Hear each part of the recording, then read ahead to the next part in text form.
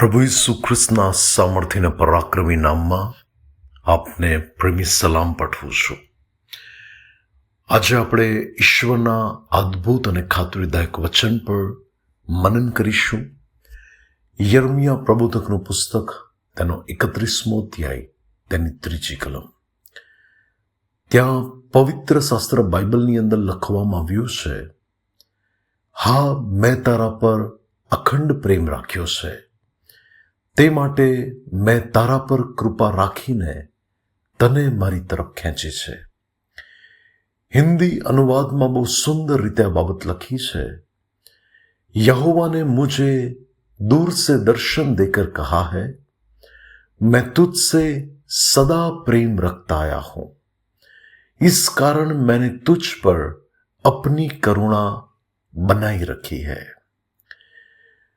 વાલાઓ, આ સંસારની અંદર ઘણીવાર આપણે સાચા હોવા છતાં લોકો આપણો વિરોધ કરે છે, આપણી ટીકા કરે છે, નિંદા કરે છે. એવા લોકો કે જે આપણને જોવાનું પસંદ નથી કરતા, એવા લોકો કે જેમના હૃદયમાં આપણા માટે કળવાહટ હોય છે. પરંતુ વાલાઓ, જે ઈશ્વરે મારું ને તમારું સર્જન કર્યું છે, એમના હૃદયમાં તો મારા ને તમારા માટે પુષ્કળ પ્રેમ છે. એક એવો અખંડ પ્રેમ કે જે પ્રભુ થોડા સમયથી નહીં, પરંતુ જેમ હિન્દી અનુવાદમાં આપણે વાંચ્યું કે મેં તુજસે સદા પ્રેમ રખતા આયા હું, એટલે કે સર્વકાલિક સદાનો પ્રેમ કે જે પ્રભુ આપણા પર રાખે છે. અને તેમણે કહ્યું છે કે મારી હથેળીમાં મેં તારું ચિત્ર અંકિત કરેલું છે. પ્રભુ ઈશુએ કહ્યું કે મારી નજરમાં તું મૂલ્યવાન છે. ત્યારે વાલાઓ, એ પરમેશ્વરની કૃપા આપણા પર સદાકાળ માટેની છે. એ કૃપા રાખીને તેમણે આપણને તેમની તરફ બોલાવ્યા છે. ત્યારે આજે ઘણા બધા લોકો બીજાનો વિચાર કરીને દુઃખી થાય છે કે તે મને નથી બોલાવતા, તે મારી સાથે આવું વર્તન કરે છે, તે મારા પર પ્રેમ નથી રાખતા, એમના હૃદયમાં તો મારા માટે નફરત છે.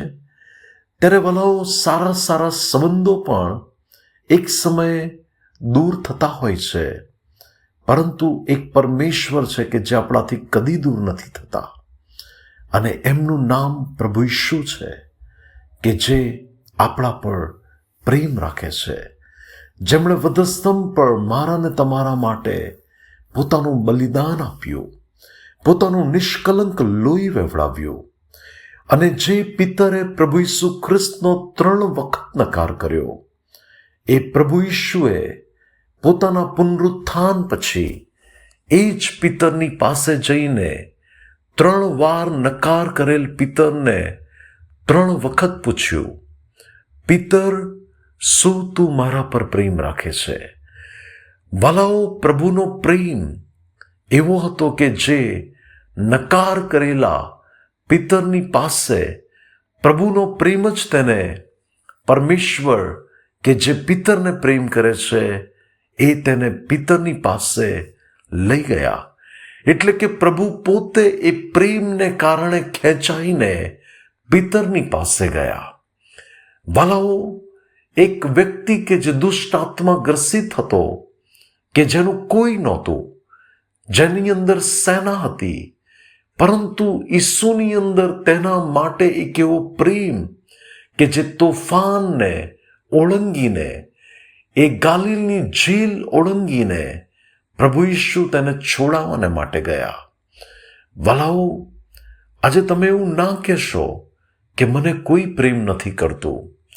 તમે એવું ના વિચારશો કે હું એકલો પડી ગયો છું કે એકલી પડી ગઈ છું. પ્રભુ ઈશુએ આપણને એવું પણ કહ્યું છે કે જગતના અંત સુધી હું તારી સાથે છું. વાલાઓ, પ્રભુ ઈશુ તમને આજે પણ પ્રેમ કરે છે અને સદાકાળ માટે કરતા રહેશે. એમનું પરમેશ્વરનો સ્વભાવ છે પ્રેમ આપવો પ્રેમ કરવો. અને એટલા માટે વચનમાં લખ્યું છે, ઈશ્વર પ્રેમ છે. ત્યારે વલાઓ, એના માટે મારું ને તમારું જે હૃદય છે એ કૃતજ્ઞતાથી ભરાઈ જવું જોઈએ કે પ્રભુ, હું તમારો આભાર માનું છું કે તમે મને પ્રેમ કરો છો. જ્યારે મેં પાપ કર્યા ત્યારે પણ તમારો એ પ્રેમ હતો કે જેમાં મને તમારી પાસે આવવા દ્વારા માફી મળી.